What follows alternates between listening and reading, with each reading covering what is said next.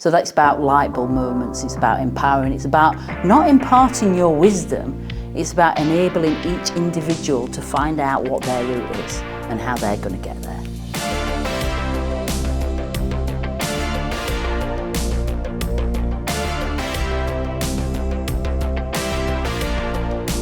So we're here today to talk about routes into working in education. So first question, who was your favourite teacher at school and why? I didn't have a lot of favourite teachers at school. I loved school.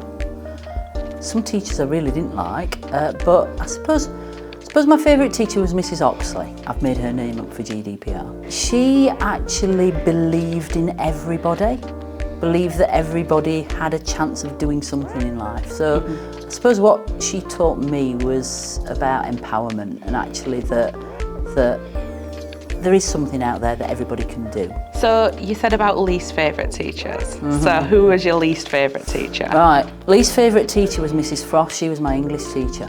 And on the day that I left the sixth form, I didn't know at that point that I completely failed all my A-levels, but I had. But I'd made a lot of money in the tuck shop and we went out drinking every Friday in the sixth form. So it was a good experience at school. And the day I left, she met me at the school gates as we were all leaving and she was saying goodbye to her favourites. And she said, "You'll never make anything of yourself, young lady." And that stuck with me. That stuck with me to this day. And I often think, I wonder if she's still around and I could go and find her and tell her what I'm doing now. Yeah. Because actually I did, and it was a mindset thing. So you chose to go into teaching. So how come you decided this for your career? It wasn't my first career, so I left school with no A-levels, so I couldn't go on to do any further education at that point in the 1980s. So I went to sell plastic, so a few years of working for different companies. And then one day I woke up and thought, actually, I wanted to teach English when I left school. So why not go and find out how I can do something like that? But I found an open access degree programme that was for adults. And that's how I've ended up working in the lifelong learning sector and working with adults, really. Deciding that I wanted to teach back then. I'd been a guider for years, decided I didn't like kids. So that's why I left being a guider.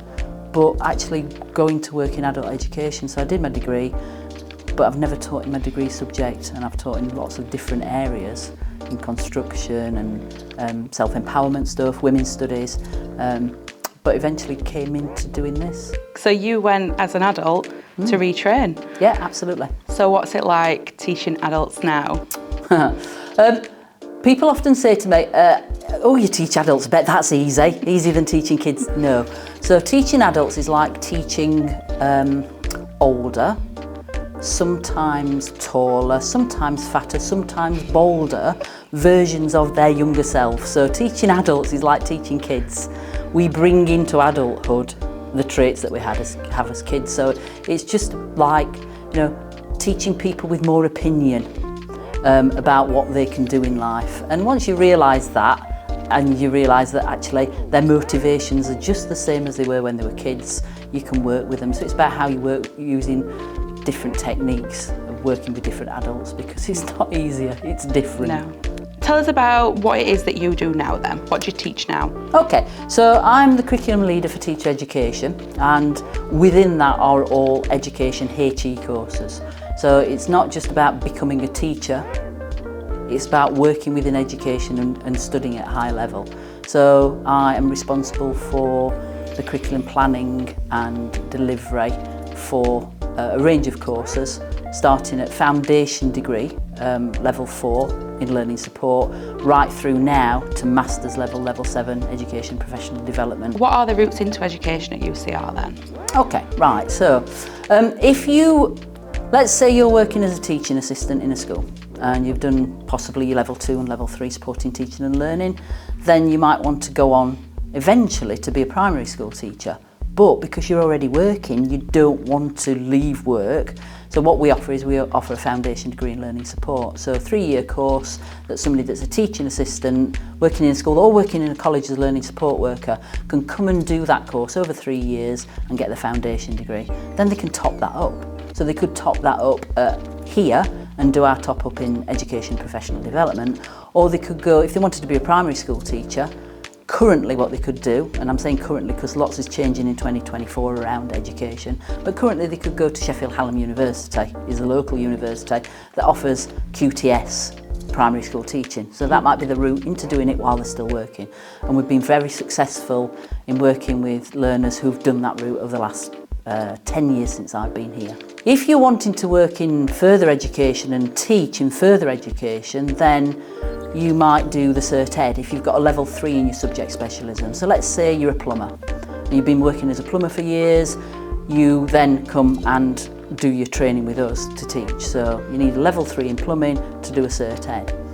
You might want to teach history. So if you want to teach history or, I don't know, music, then actually it's a slightly different route because you'll do your degree in those first, and then you can come and do your teaching qualification, a PGCE with us. So say you've done those, what other progression routes is there with UCR? Right, so progression routes. So as I said, if you've done the foundation degree or the Cert Ed, your progression route is to do our BA Honours in Education Professional Development. So that's a top up for both of those two courses. So you can come out with a full degree from those. If you've done your PGCE, or once you've done your BA with us, you can actually now go on to level 7. So we've actually got a Masters in Education and Professional Development. So how would a prospective student apply? Okay, well, first thing to do is to go onto our website and have a look at the education section of the UCR website. Look at that and try and work out from that what you think your route might be, and you know what you're already doing, what you want to do, and see if you can work out from that.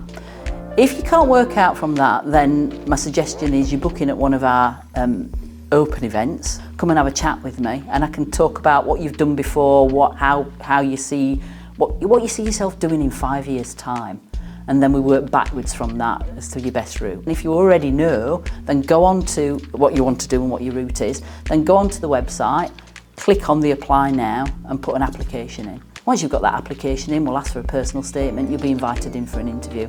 And then if you've chosen the wrong route, then we can talk about that at the interview. In your opinion, why should someone go into a career in education? Firstly, if you want to go into a career in education and you're wanting to work in further education, don't go into it thinking you're going to earn a lot. I'm always clear with trainees, this is not a big bucks route. If you want to go into working in education and actually that's your key reason for doing it, don't do it, because it's not about money. If you want to be part of a young person's life and enable them to do what Mrs. Frost said that they couldn't do when they were 18, then actually go into education for that. So that's about light bulb moments, it's about empowering, it's about not imparting your wisdom, it's about enabling each individual to find out what their route is and how they're going to get there. Almost finished. Last question, do you have any jokes about teaching? Any jokes about Any it? jokes? Yeah. What does a teacher do in their spare time? What do they do? They don't have any spare time. It's all for the marking. Yeah. I don't have any jokes about teaching. Every day I come to work and I laugh. Sometimes I'm crying at the same time as laughing, but you know what? I do it because I love it. I could have carried on earning. In 1999, when I left the business world, I was earning twice as much as I'm earning now, and I've got a company car. Yeah, that's what I was doing then. I left that because that's just soul destroying. So yeah, every day is a joke, and I bring humour into the classroom because you've got to. But I don't have any jokes because I can't remember them. Lovely, thank you so much, Jo. You're welcome, thank you.